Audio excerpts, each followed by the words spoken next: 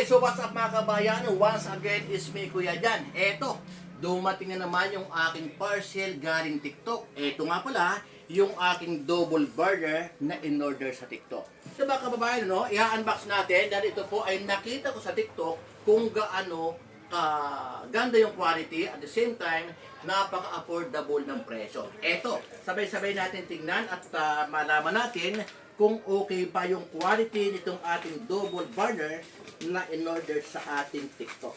Actually kasi kapag nag-order tayo ng mga products sa TikTok, dumarating sa atin yung parcel, minsan UP na. Okay? So, ang pinaka-importante mga kabayan, kapag makaka-receive kayo ng parcel sa inyong TikTok, hanggat maaari po ay i-video ninyo yung pag-unbox para sa ganon ay pwede mo siyang maripan if ever na may problema sa inyong parcel na natanggap.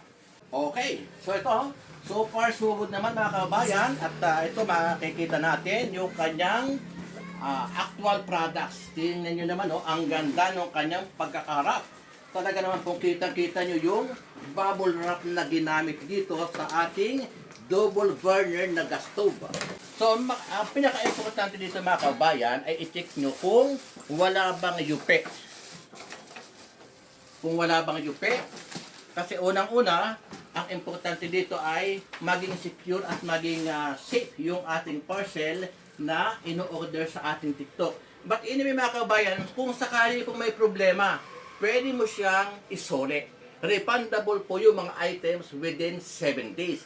Kaya huwag kayong mag-alala kung halimbawa may problema sa mga parcel na natanggap ninyo, pwede nyo po siyang isole. Once again, ito nga pala po yung Astron brand na ating pinili sa ating TikTok account.